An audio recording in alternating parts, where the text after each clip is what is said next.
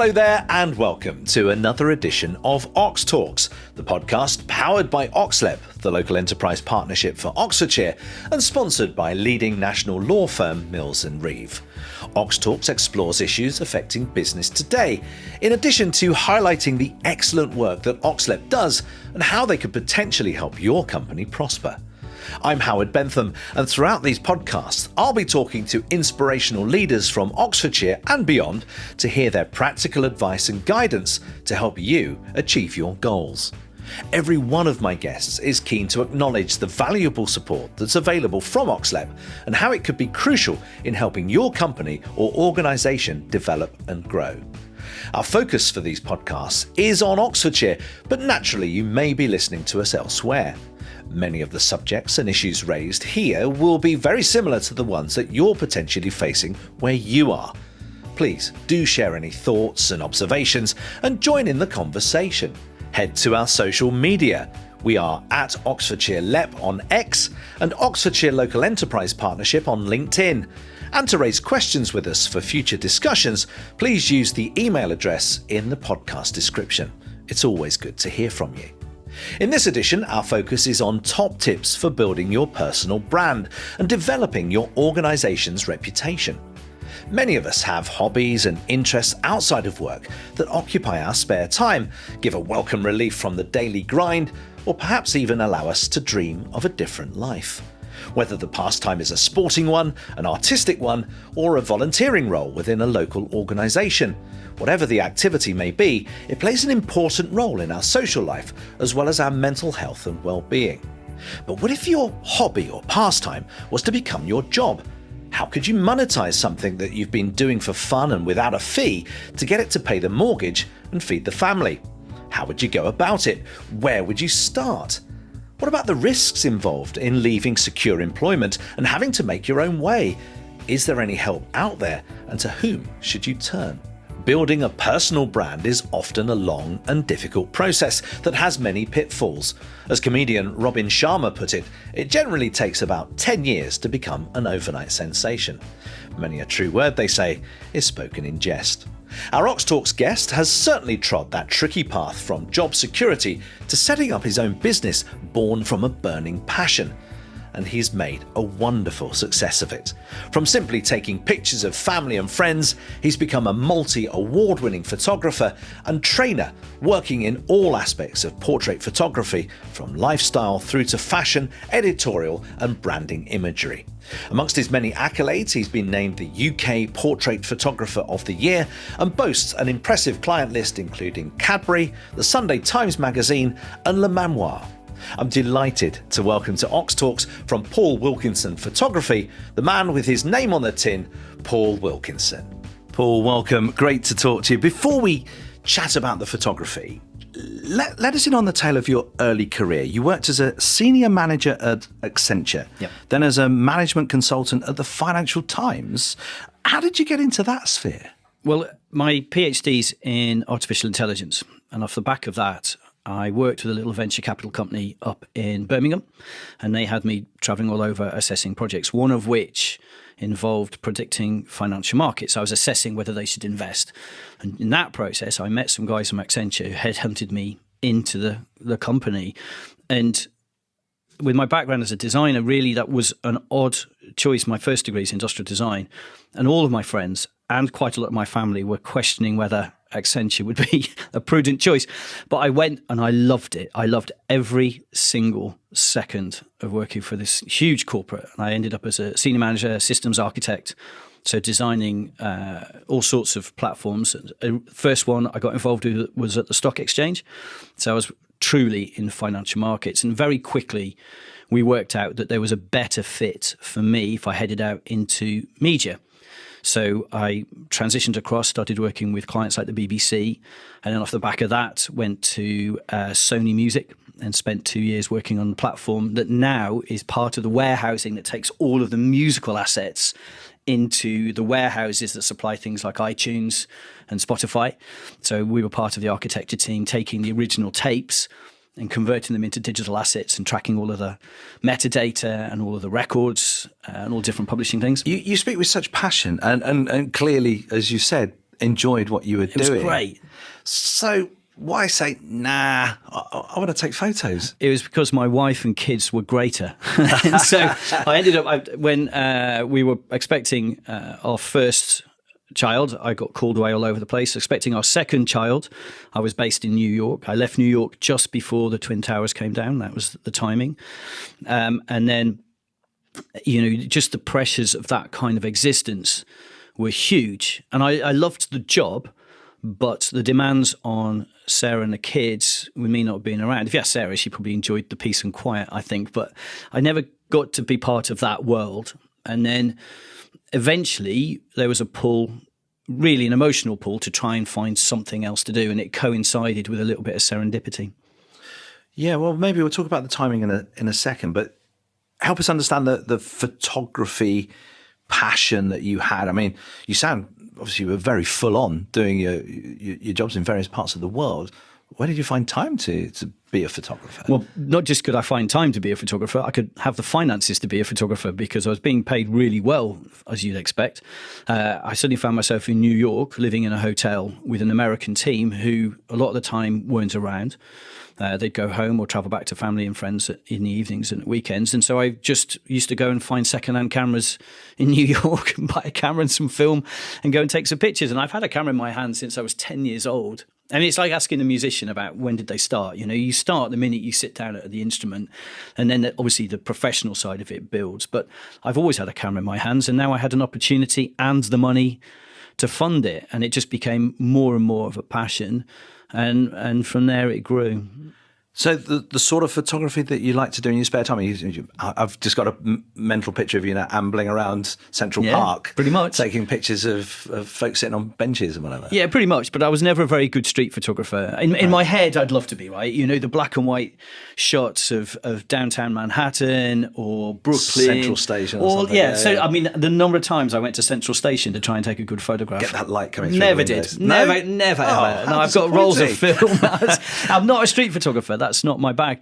But while I was at school and then early in my university, I worked with a lot of orchestras. I was a percussionist.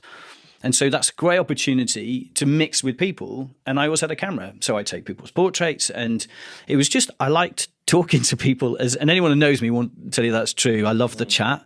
And in the chat, if you get the chat right and you're just talking to someone, you can actually swing up a camera and take a picture really easily. It doesn't get in the way. Nobody really notices it, even though it's right in front of my face, because that's how, as humans, we perceive dialogue. And so I'd be chatting to friends, people in the orchestra, I'd take a picture and they'd like the picture. I'd give them the picture. And then eventually people started saying, Paul's all right with a camera. Can you take my picture? And that was that part of the thread was just my people skills, not a photography skill. And then gradually, of course, an understanding of light and form and shape and all of those things, they come with practice.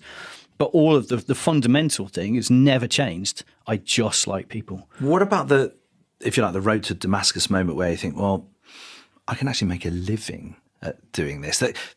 Was there a, shall I, shan't I? Or take us through the thought process. Well, we always tell these stories like it's a linear story, right? And it's never that. It goes backwards and forwards, and there's 3 different threads running at the same time. But there was a key moment where I had taken a picture of my 2 kids, just as a present for Sarah.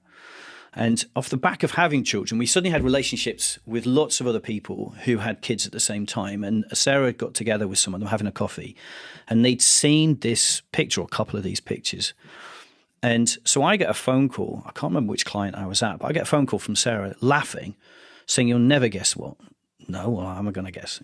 Well, one of our friends in this circle owns a marketing company, and she's just seen your pictures and has asked me who was the photographer, because we've been trying to find this style of photography locally and couldn't find it. And here it is on your wall. Who's the photographer? And so Sarah's like, well, it's just Paul, And the lady's right, well, how much does he charge? And Sarah's like, he's not a professional photographer. And so the thread very rapidly went from could he do the work to how much would he charge? And then me having a conversation saying how much should I charge? And then the guys in the marketing company booking me to do a gig and helping me set up my portfolio so that they could show their client. Because, of course, when you're working into marketing companies, they're not really my buyer. The buyer is the person on the end of that food chain. That gig never actually happened. It never went ahead for the marketing company either. But in the meantime, they booked me to do a couple of other jobs and paid me the rates that we'd agreed that we we're going to charge their client. And that's the light bulb. That's the moment that you realize what you have in your hands is a saleable asset. Pricing, TBD. What we're going to do with it, TBD. But the product, there is a product. Now what I've got to do is hone it and make it something that's truly sellable. Was the decision to make the leap of faith a financial one, or a financially driven decision, or something that was burning away in your heart? And I've got to be a photographer. Mate, I was working as an IT consultant for. So I was working at Accenture when this thread happened. It was in 2004, 2005, and we looked at what I could charge as a photographer and laughed. But it got this thread. Laugh because it was terrible, laugh because it was There's good. no money. Right. Not at that stage, And at the same time, I had a client, they'd moved me out of media into telecoms. So I was working with telcos. And that was not a natural fit for me. I had a client that was a very particular style of manager on the client side who would literally bawl you out in the middle of a room, which he did to me a couple of times. And it's fine. You kind of get used to it. You're a consultant. You paid an awful lot of money to be there. And if you haven't delivered what he thought he'd asked for, fair enough. I delivered what I thought he'd asked for. And there are lots of those little threads going on. And at the same time, I'm driving home from this client, having had a pretty rough day. And then my phone rang. So I pulled into a lay-by. It's an American number, but I don't recognize it. And it's an old client that I worked with at Pearson Education, Pearson Technology. And he asked me, he said, Paul, after a bit of chit chat, he used to be my client in New Jersey. He said, do you know anyone with your skill set who we could recruit in to look after a project at Financial Times Business, which is the magazine arm of the FT?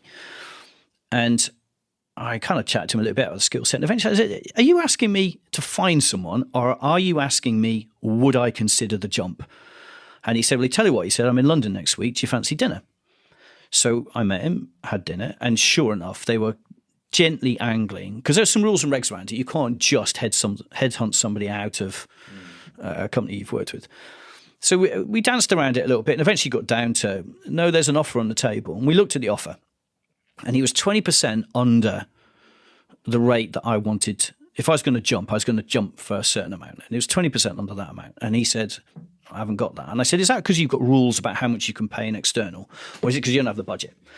And he said, I don't have the budget. And I said, well, okay, you're 20% under. So by my maths, that means I could take Fridays off. And so he kind of looked at me and I said, I'll be on call. You've got my mobile number. Well, clearly you've got my mobile number. You rang me from New Jersey. So how about I do 4 out of 5 days, but I'm available to your team on a Friday if you need me. I'll pick up as soon as I can. And what's going through my head, I've got 4 days paid at full rates. And now I've got 3 days a week to build a photography business, because by then we were starting to get requests in to do stuff. So basically what I said was, I'll go to the FT, to Financial Times Business, and help them run this project, which we did successfully over 3 years.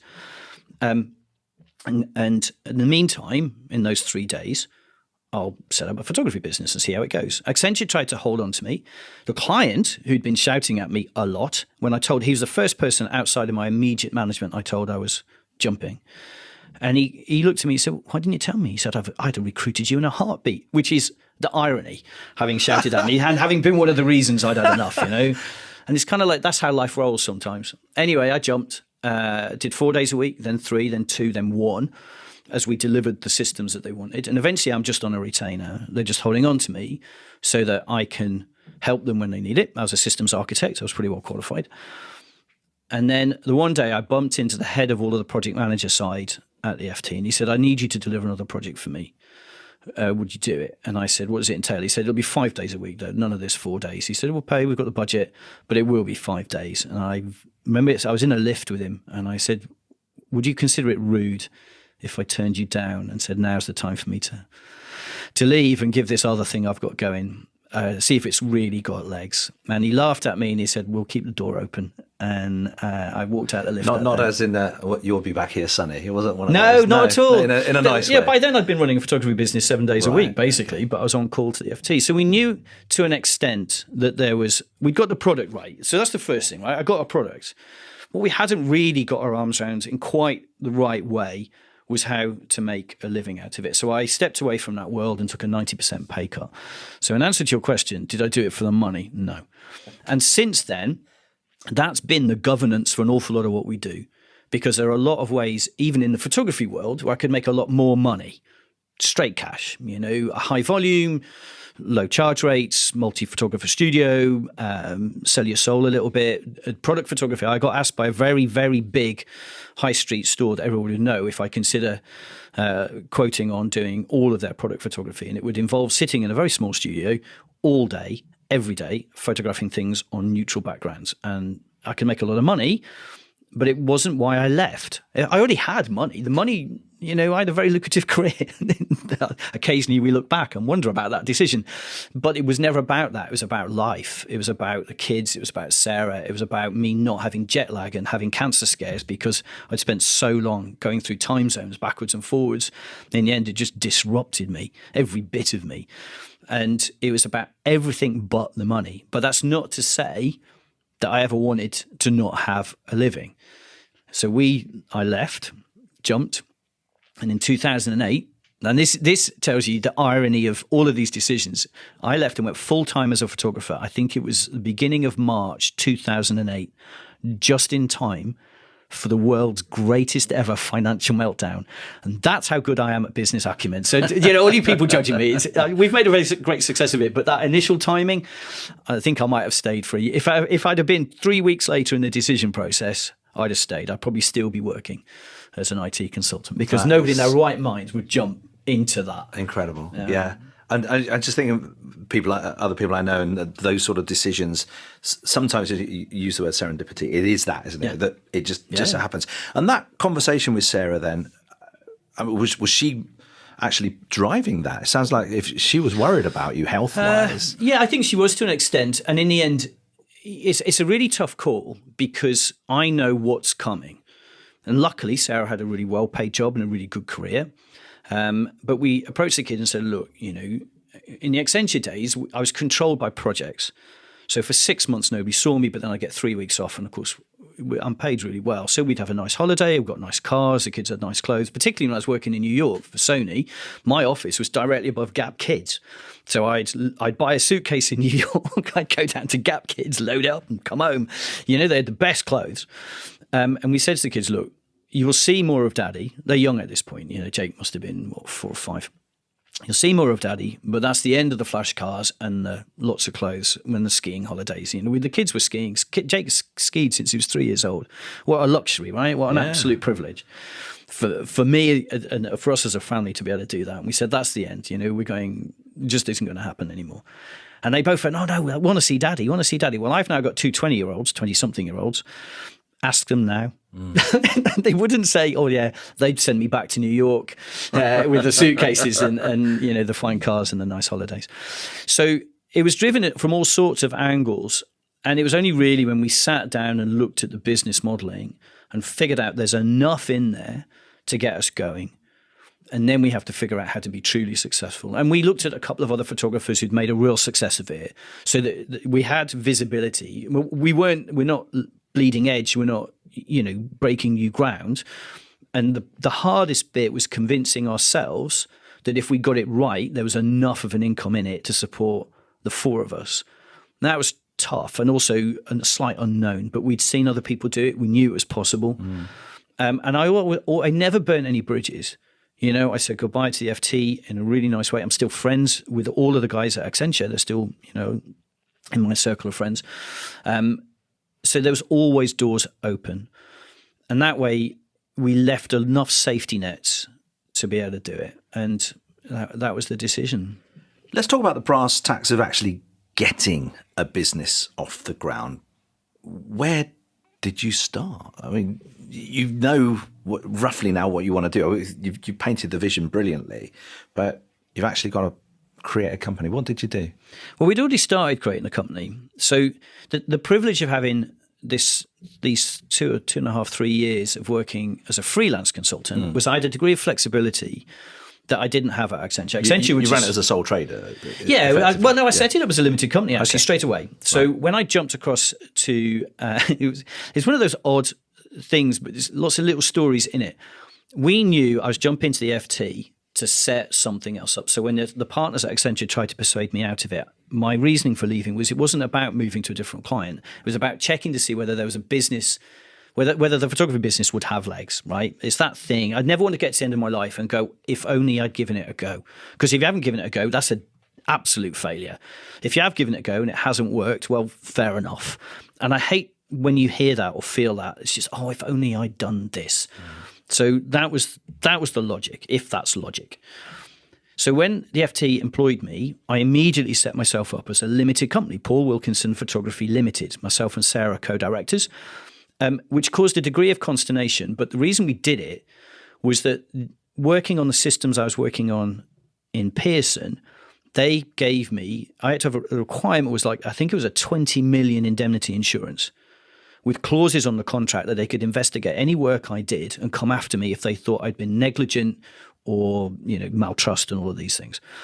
So we'd set the limited company up to give us a degree of ring fencing away from the house. That was the logic, so that if something did go wrong, at least that part of our world was completely ring fenced rather than sole trading, in which case fair game. On top of that, I've got insurance policies and all the rest of it to cover me. It did take a couple of months with FT or Pearson's lawyers and accountants coming after me saying, why are we being charged this amount of money on a regular basis for a photographer? And it's like, you're not. I'm not delivering photography to you. I'm delivering consultancy services to you. Yeah. I haven't picked up a camera on your behalf at all, not in any way, shape or form. But I set the company up knowing I'd exit that too. So, of course, when I exited it, I'd already got a company that had 3 years of good trading. Yeah. So the banks were happy. Ironically, I live on a street. It's a tiny little street in the backwater of nowhere, but it's called High Street. So I've got a high street address with years of trading, which meant when I'm doing trade accounts with suppliers, that's really easy because I've got everything. And we thought about all of this as a business. We said, what's the product? And the product is, originally, we thought the product was the photograph, which is really, that has changed. So the product was the photograph. I can take a good photograph. I can make people look good. I can put them at ease. Here's a photograph. What we've learned since then is the product is so much more nuanced than that. And now I wouldn't sit down and say the product is the photograph. I'd say the vehicle for me producing the product is the photograph. The product is the experience and the memory. But not necessarily when I'm working like we've done today, when I'm doing commercial or corporate. But actually, if you give someone an experience, they'll buy the memory. So the product is the experience. The vehicle for it is something to go on a wall in an album. Did you utilise any local business support services? Apply for any funding? I guess you were sort of not quite in the money, but it sounded like you were well paid before. So did you need to sort of go cap in hand? Well, there were the two stages to the business. There's the first stage, so Paul Wilkinson Photography version 1. We set up our studio next to the house, and I pulled the shares that I had from Accenture to fund that. So we had the money, at least some.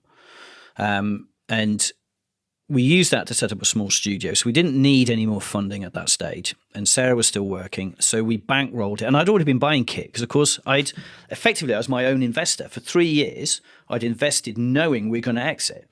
So the joy of when you go freelance is I'm still paid the same loaded cost to the client. Except I don't have a big Accenture taking their share, which is quite a lot. I now get all of the money. Now, ideally, that will go into a pension and lots of other things, of course. But what we did was say, right, okay, this is our exit. We will bankroll the business. So we invested in the studio kit, the cameras, marketing, websites, all of that, and built version 1. And then we got to a stage where we needed to do a version 2. Because we'd got our brand elevated, but I could no longer work out of a garage connected to our house. It's a big garage. It's a big studio space. But I heard a client who I was pitching to come up the drive, and I heard her say, oh, it's just a converted garage. And I remember thinking, okay, we need to change.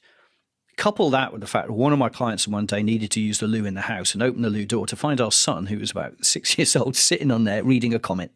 And you kind of, all right, I now know we need to do something more professional. And through a whole series of coincidences and relationships, bumped into someone who happened to know the guy that owned the studio I'm now in. And he loved the idea of me being in there. We managed to engineer a whole process to make that happen. But of course, that now takes a bigger investment than we had. We're starting again. So I knew we needed to refund to a degree. We had some money. We had put some away. We knew at some point we'd do this. We went to the banks for a business loan. But bearing in mind, this is, 2011. They weren't dead keen on giving a small business money. The interest rates they asked for their loan was higher than a credit card, which is, to me was crazy. I assume there's a logic to it, but it's a crazy commitment. And they also wanted to secure it against the house, which, having had built a limited company to avoid this, I wasn't going to do. So our in-laws are very kind, and they helped us secure a personal loan to do it. There are accountants as well, which is really kind of them. And then Sarah hunted around for grants. And so we found out there was a grant. Bucks Council, which we're just on the border between Bucks and Oxfordshire, but Bucks Council, Aylesbury Vale, had grants available for startup businesses provided we were going to employ someone. I'd always wanted to employ someone. So Sarah and myself by now, Sarah jumped ship. She was now full-time with me. And, we were doing really well, but we had a ton of clients and more work than we could deal with and still live a normal life. And so I knew I was going to employ someone, so that's okay. I think we can tick that box. So we approached the council, and they said it was like a Dragon's Den style thing. So you put your business case together, you put your spreadsheets and your pitch. And Sarah and I are very different people. I'm this. We've got the idea. Yeah, sorry. I'm very happy telling a story. You may have noticed. If you need to break, feel free, but I'll still be here. Sarah's much more succinct, much sharper, and very much about the numbers. So she put all these spreadsheets together, and we'd agreed in advance that I would do the talking because I love that kind of sales pitch. I'm quite happy with that.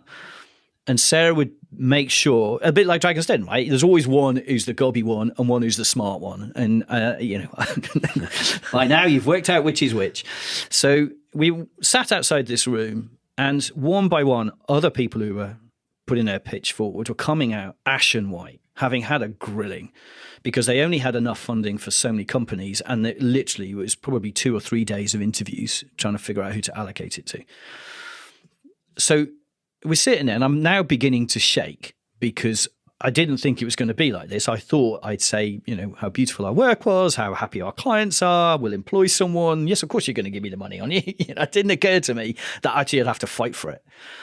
So we go in, and everyone stands up. I'm introduced to, I think there were 5 or 6 people on this panel. And I get to the last lady who shook my hand, and she stopped everyone from sitting down. She said, just before we start, and everyone's still standing at this stage, she said, just before you start, she said, I just want you to know that I drink in the coffee shop at the end of your road, and I've seen your work on their walls, because we'd arranged with them to put our frames on the coffee shop wall. Free. We provided all the frames. We provided photography to them. Free. Provided I could put these beautiful big frames on their walls. And she said, I've seen these frames, and I just want to, and I want everyone else to know just how beautiful your work is, and what a thrill it is to say hello finally and meet the guy that creates them. Right, everyone sit down. Should we start? And we'd won it before I'd opened my mouth. I didn't have to do anything. She knew our work. We got the grant. It was big enough to get us rolling. I recruited someone. She's still with us, and this is 11 years ago. And that is where that support was priceless. I mean, it can't be priceless. They gave us a fixed amount of money, but do you know what I mean? It wasn't. But it was on 2 different levels. Yes, the funding, and it was a grant as opposed to a loan, which is great because you suddenly got some seed capital to get sofas and lighting and frames on your walls. But it was the other part of it, which is there's a psychological trick anyway, which is you need to commit, totally commit. If you're going to set up a small business, you don't just tickle at it. I'm sitting in a really beautiful podcast studio, you guys, and at some point the guys that own all of this said, no, we're going to make this real. You can do it with 3 microphones and a bench in a back shed. But the minute you commit properly, you get a proper business. And so having done our numbers properly, like 1 year, 2 year, 3 year, 5 year projections, I now knew our business model properly. Sarah always did, but now I knew it too. The grant had some strings attached. I had to employ someone, or they could, in theory, retract. I don't know quite how they do that, but that was certainly in the T's and C's. So not just did they give me however many thousands of pounds that was, they gave me the same thousands of reasons to not fail. And that push was priceless. And we moved into our new studio with that behind us, the wind properly in our sails. Let's bring into the conversation Oxlep's communication manager, Rob Panting. Rob, how do Oxlep work with those who want to bring their passions to life, like Paul? Thanks, Howard. Yeah, certainly since COVID in particular, I think it's an area of our work which we've worked very hard to ensure that we're supporting people who want to harness a passion like Paul's and very much make it a commercial enterprise and make money from it.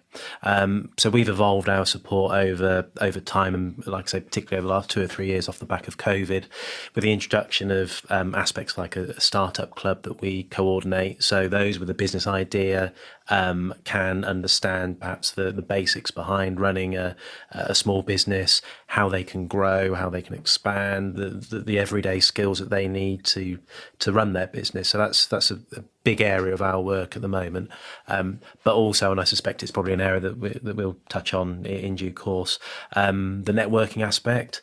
So particularly for a local business who predominantly operate in a tighter geographical area, that networking opportunity to meet suppliers, to meet potential clients, to develop B2B relationships.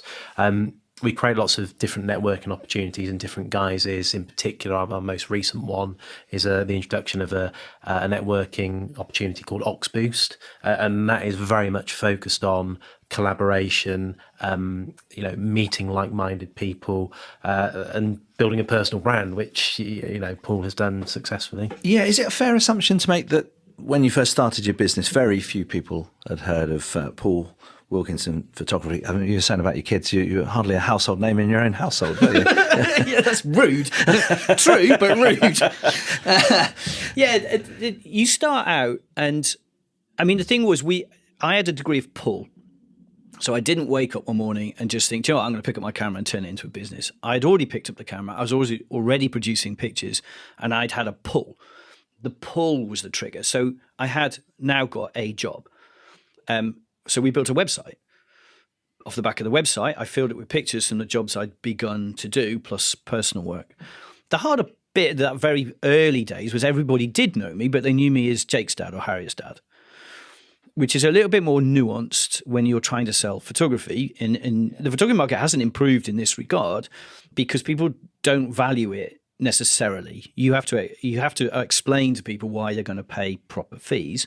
And so there was a little bit of that, you're just Jake's dad, why are you charging that kind of money, that kind of conversation? And then there's the other part of it, and so you sort of struck onto personal branding. And in this instance, I'm going to sly away from the personal branding, but certainly branding our business. And because it's got my name on the door, it is personal to me, but it's still just branding. The beginning part of it was people would come to you and say, I've seen this guy who does these pictures down the road. He's quite expensive. Could you do that for me, but not charge as much? And it's like, well, A, why do you think I'd be cheaper? And B, why would I be copying somebody else's work? So when you start out, there is a lot of that going on, and it's certainly in a creative industry, it's tough. And then gradually you start to show what you love. And when you show something you genuinely love, right or wrong, if you love what you do, you're absolutely right. There's no wrong in creativity. The challenge is finding other people who love it. And it just so happens that the photography I create is pretty commercial. I'm not an edgy, out there, avant-garde, photographer. I'm not. I really like people. So my job is to make people look and feel good. That's pretty much it.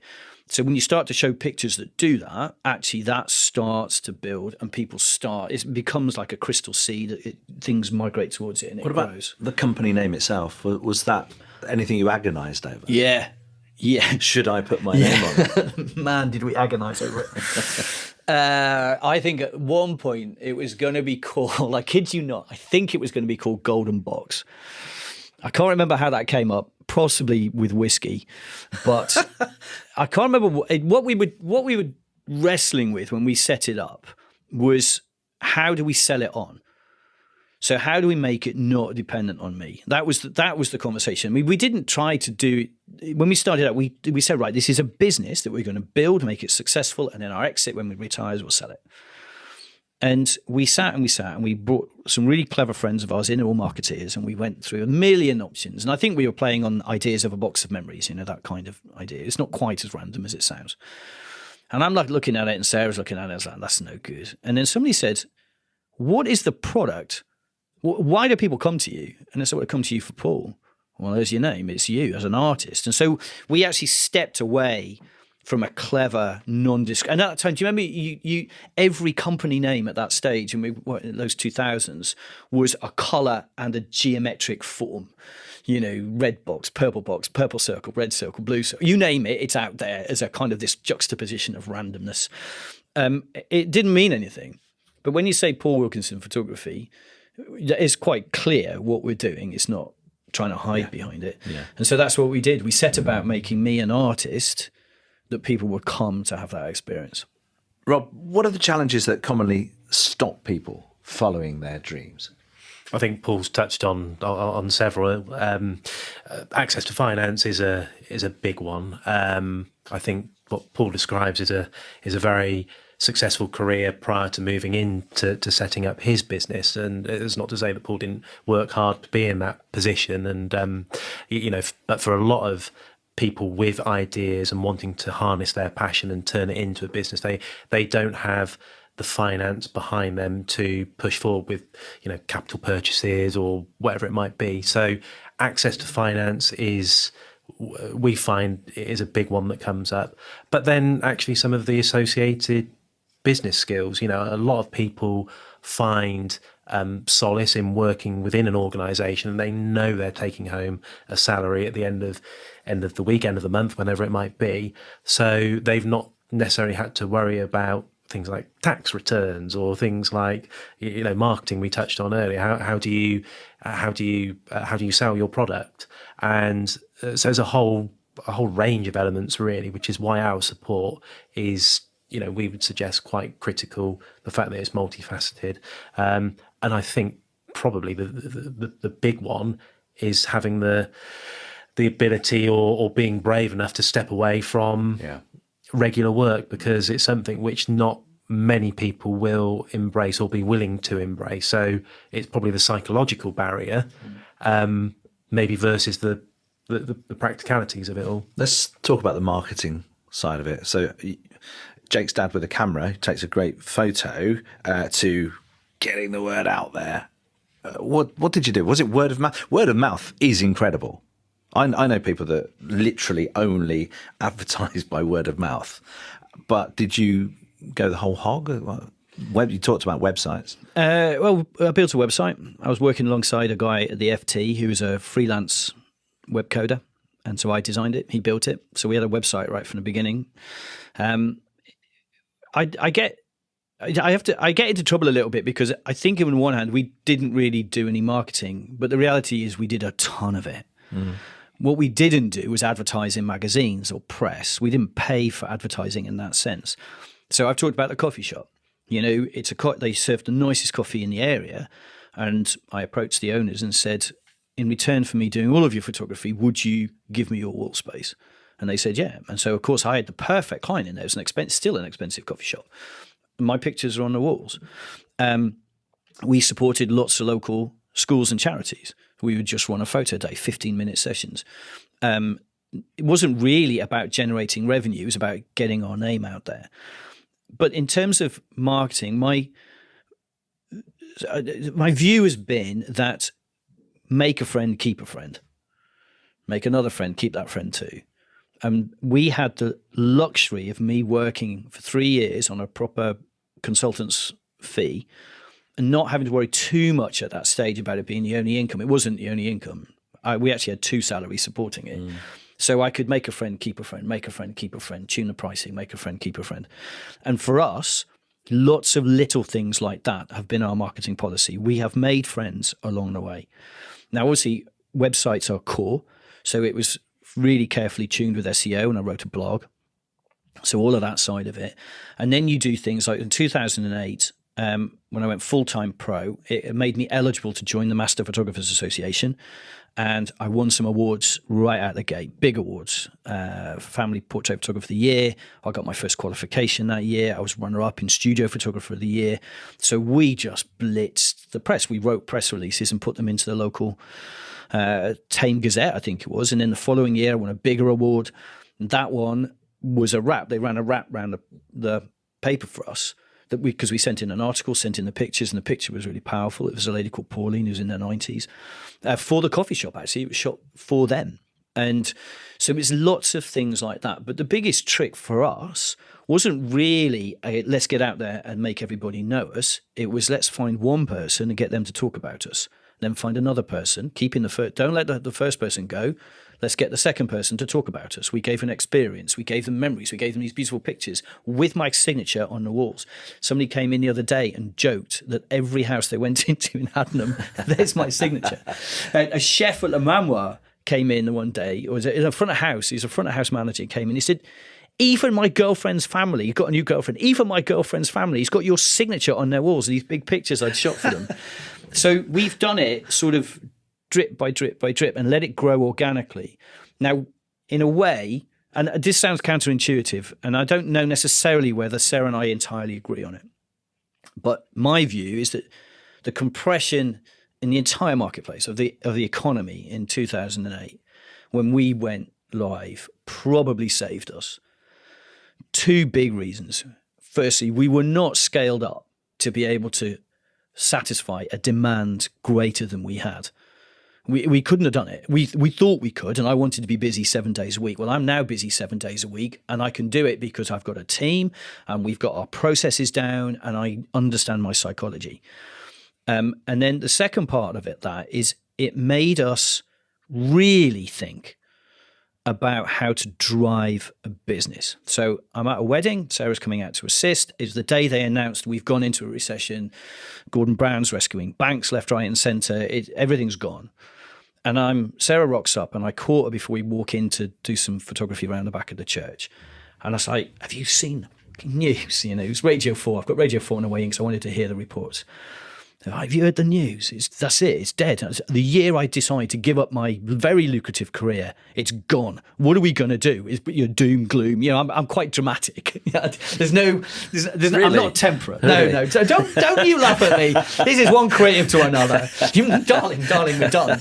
And I'd had a proper meltdown. But I'm walking into a wedding, and Sarah looked at me and she said. And Sarah's super smart and super level-headed. And she looked at me and she said, that's the last time. She said, you can do that to me. She said, but that's the last time I want to hear you talk like that. You walk into that wedding, everything's amazing. You're having fun, best decision of your life, great career. You know, this is a true passion. All of the things that we've talked about and we've built the brand around, that's what you're going to walk into what you're photographing right now, because that client does not deserve to hear you muttering, for one. And do you think for a minute you're going to attract clients if you're moaning? Shut up, get in there and do your job. So being a performer that I am, darlings. and those two things I think probably saved us, because it made me think. It brought me up with a proper jolt and said, right, that's how you do it. You give people an experience, you give people joy, and then you can monetize that. And equally, it gave us the time to build the processes and workflows and good habits. You talked a little bit about business. I wish I'd had Oxlep in my back pocket. Honestly, I was fortunate. I came out of Accenture as a business management consultant, understanding the functions in a business. And the problem with small businesses, I've got the same number of functions as Accenture was advising corporates on. I've got accounts receivable, accounts payable. I've got an HR function. You know, I've got ops, I've got production, all of these things. It's just now there's only two of us looking after it. And we've all got to have these kind of multiple heads on. And I wished I'd had access to a few more heads at that time. You know, now it's a joy working with you and I can see what it brings. And I so wish I'd had that. And I've had to learn a lot of it. And we brought a lot of it out of our corporate background. So yeah, it's interesting. Isn't it? And just in terms of where Oxlep can help, I mean, we were talking about marketing there. I mean, there are some really active things you can offer if people email or call. Yeah, I mean, we've touched on elements like our startup clubs, our networking opportunities. We do have access to a variety of different business advisors as well. So depending on which category of business support you need, we will be able to point you generally in the right direction and offer that support. I mean, just picking up Paul's point around the support that organisations like OxTalks offer and how it could have been of use to Paul and Sarah.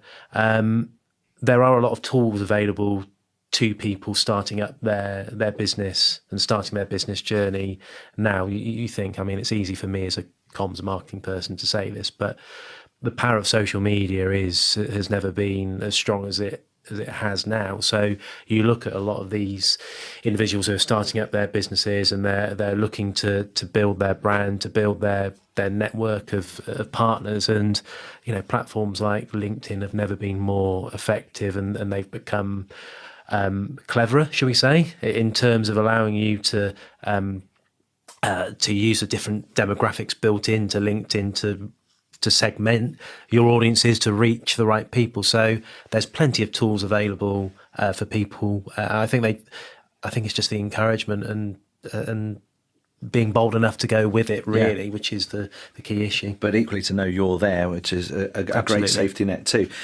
Paul, a thought from you on how you keep a good reputation, because you can have one bad job and you're only as good as your last sale and all that sort of thing.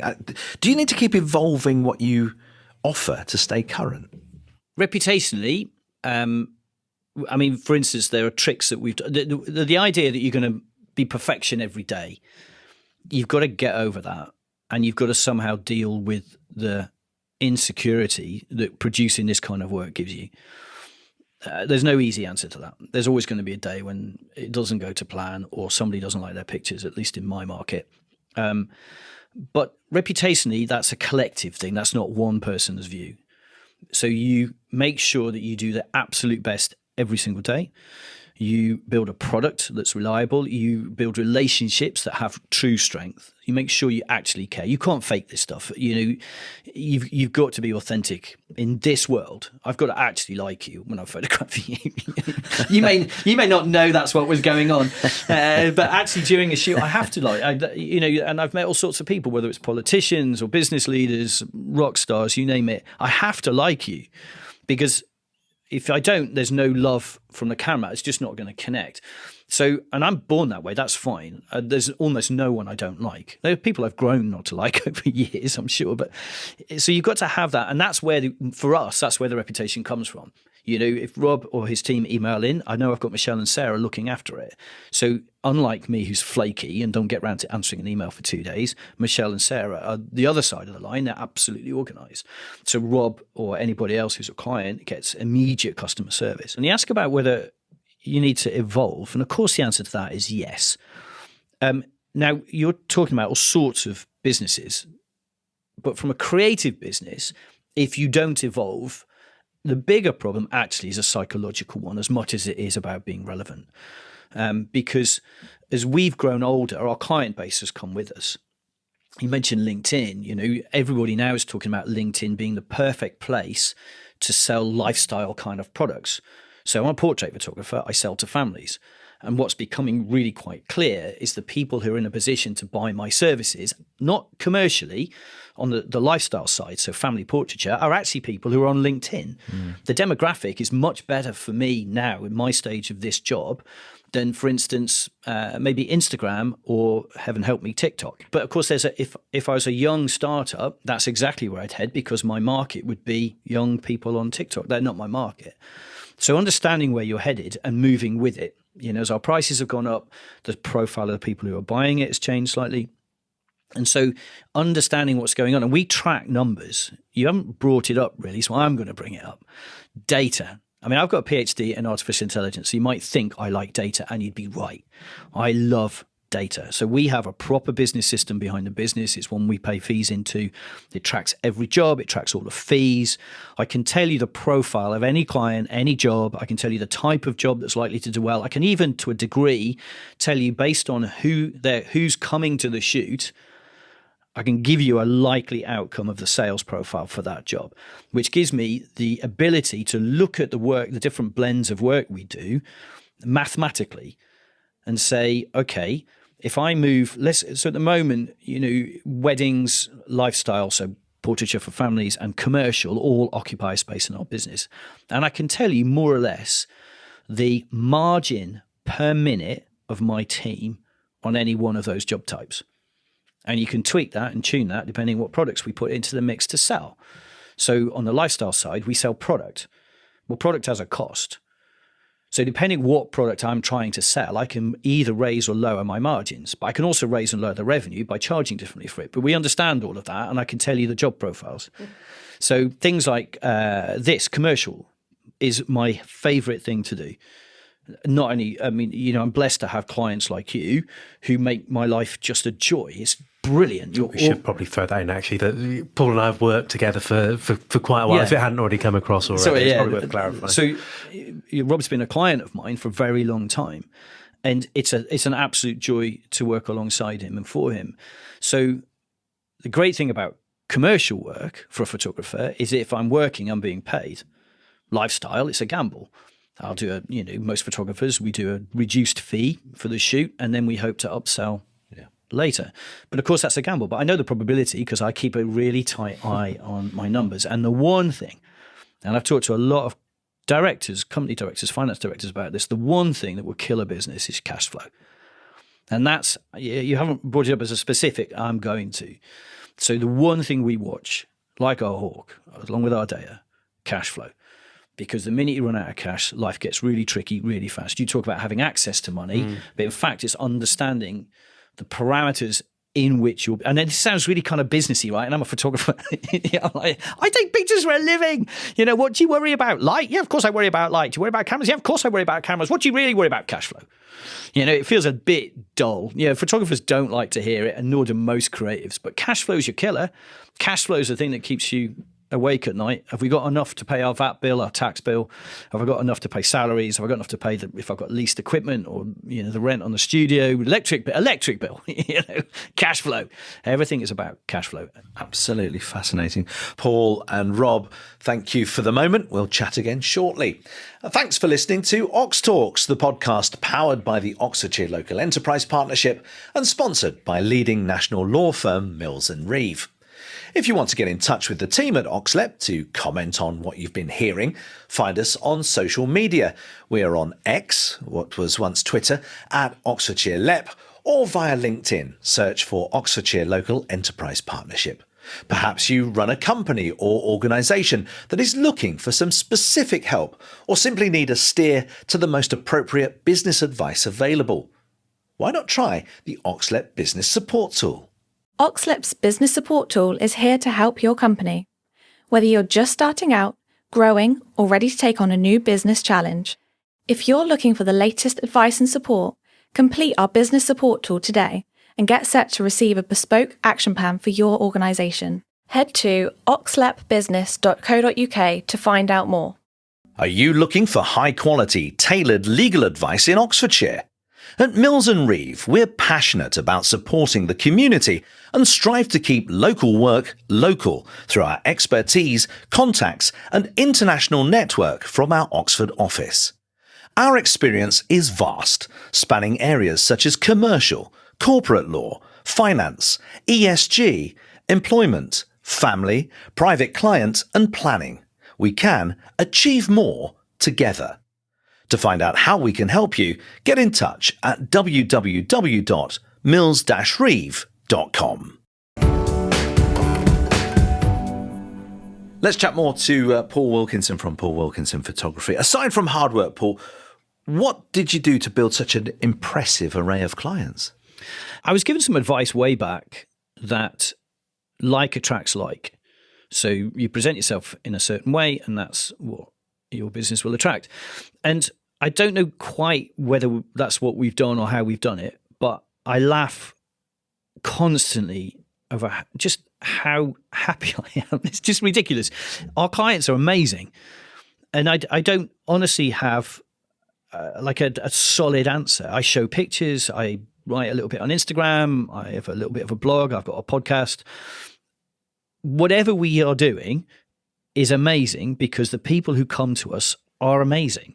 I've met authors and musicians and dancers and CEOs and financial directors and MDs and charity leads, you name it, I've met them. And it's such a thrill every single time. And I wish I could bottle the answer to the question, because I would sell it. I'd run training courses on how to do precisely this, and I can't put my finger on it. It's elusive. And the only thing I can think is that because of the language we use, not just visually, but also the written word, I write for magazines now as well, those things echo or resonate with a certain type of person, and they're the kind of person I'm going to like. It wasn't like that at the beginning. You know, we worked with anybody and everybody. Now, I don't need to filter very much. And I've only ever turned a couple of clients away. I did turn one client away, but that's rare. You know, the clients walk in and I just love them. What about another first? The first time you had a client who wasn't a friend or a family member, that must have been a magical moment. Yeah, I, to be honest, I wish I could tell you who it was. I mean, I'm guessing, you know, when the marketing company picked me up and put me in front of a hair salon, which I think that must have been the first gig, I suppose. They did the marketing for what became quite a well-known brand, beauty salon, treatments, hair, that kind of thing. And they walked me in. But in a sense, I had the security blanket and I found a client. So the marketing company were there as creative direction, and I was there really as a glorified button pusher. I mean, I brought my piece to the table. And I think the early signals were there. Like I said earlier, the product isn't the photo. The product is the relationship and the experience. At the time, I was thinking the product is the photo, and I don't really understand why I'm having to do what the creative director's telling me. But that isn't what I was there. My job was to make the person in front of the camera relax and look great, and the creative director can take care of everything else. So that was probably the first time I was out there photographing someone I had no connection with at all. And it was great because it was a beauty salon, right? I mean, the zhuzhing and makeup and hair, everything was perfect. You know? you go into somebody's house and it's not quite like that. But let's explore the networking side of things, Rob. But if we can, I mean, Oxlab excel at enabling networking. Tell us about some of the magic that goes on behind the scenes. Yeah, as I mentioned earlier, it's something which I think maybe over the last couple of years, people were very nervous post-COVID, and networking was something that people were perhaps looking to do differently and perhaps adopt a different approach as they were regaining confidence post-COVID. So it's something that we try to transfer to online platforms immediately following COVID or when COVID happened, and that's an element that we've retained to a degree. So we run a number of opportunities. Peer networking groups is a particularly fruitful one for us. So you find, and this is the other end of the spectrum, a lot of business leaders, MDs, chief executive, finance directors. It's a good forum for them to discuss common problems, opportunities, and that level of networking in a safe space is actually something that we get really great feedback on. But we do try and evolve and cater for different sectors.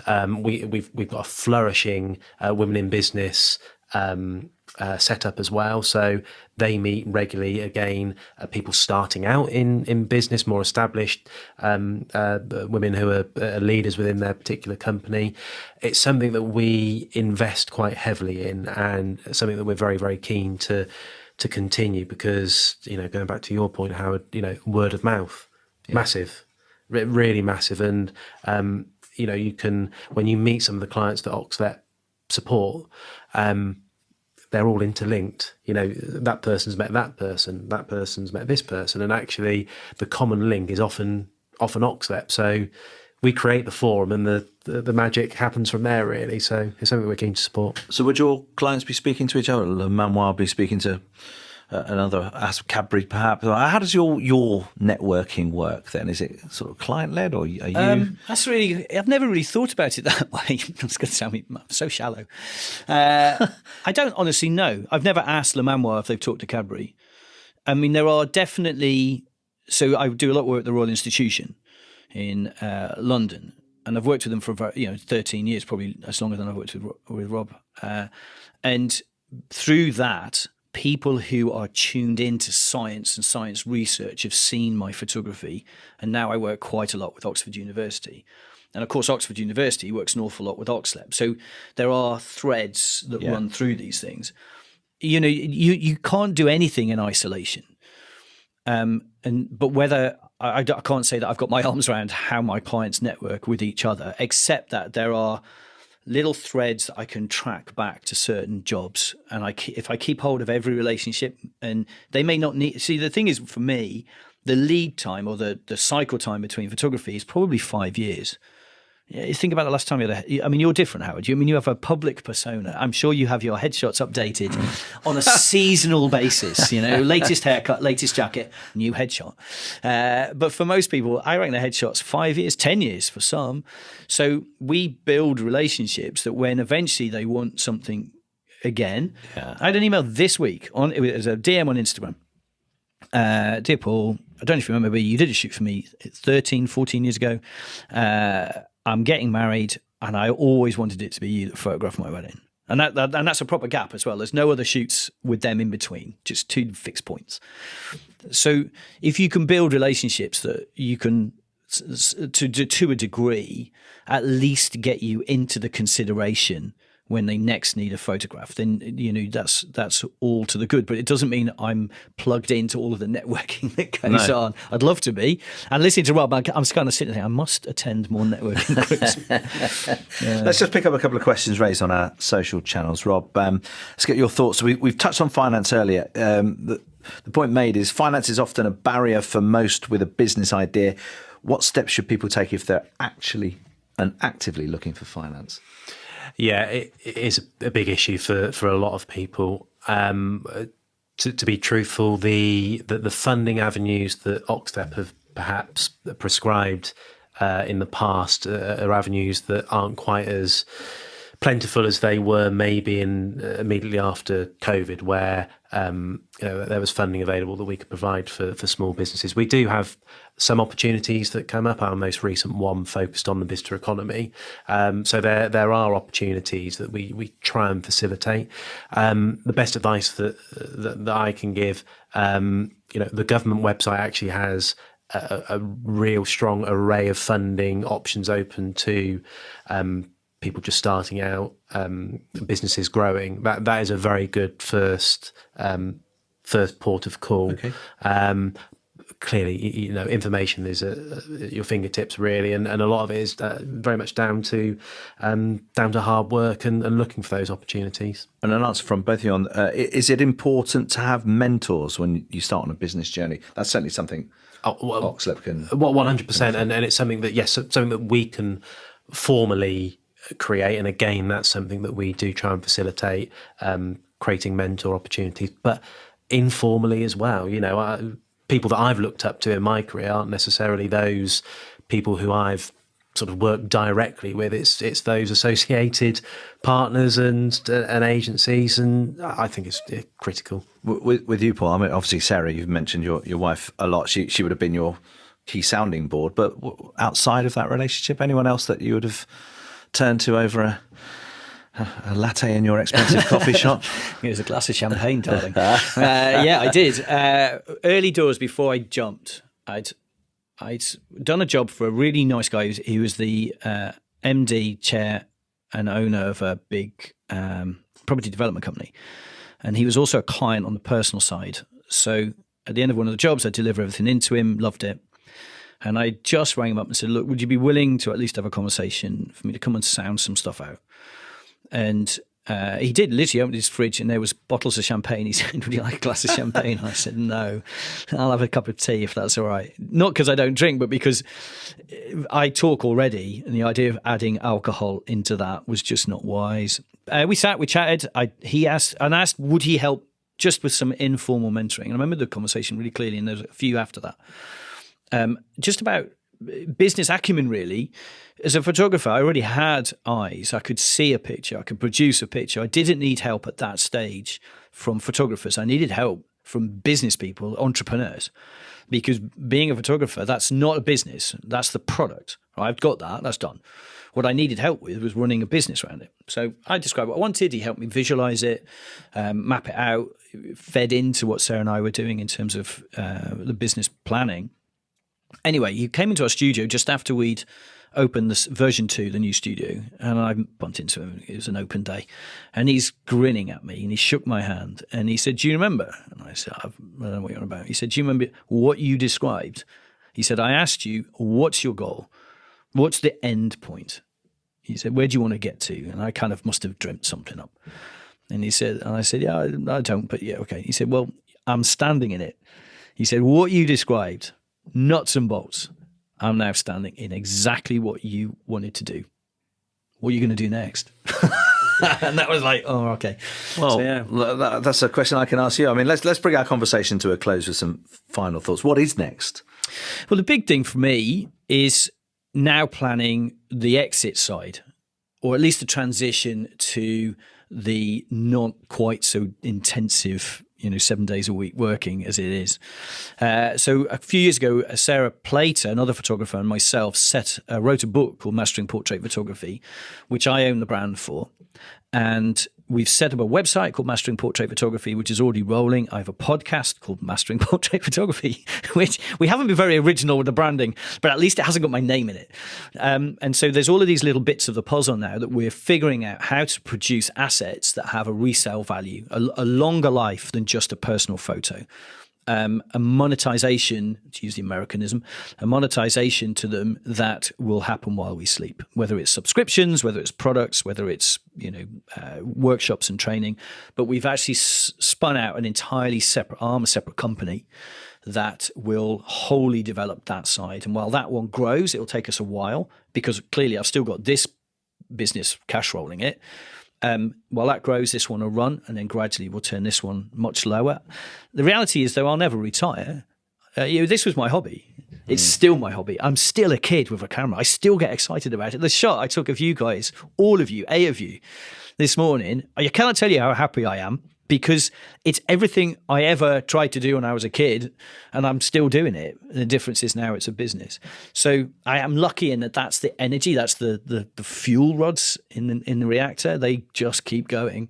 So it's doubtful I'll ever put the camera down, but what I'd love is to not think, if I don't do it tomorrow, the money doesn't come in the day after. I'd like something where we can have a much smoother cash flow profile. At the moment, essentially the model is I shoot one, sell one, shoot one, sell one. It's not quite like that, but you get the gist.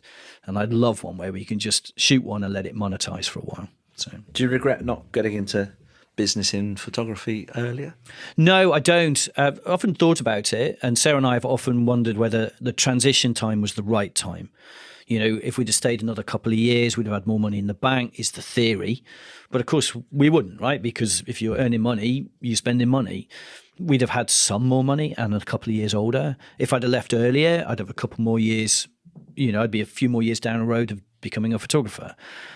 But the reality is, when I left, I was ready to leave. When I left, I had not just the energy to do something new, but the conviction that I was right.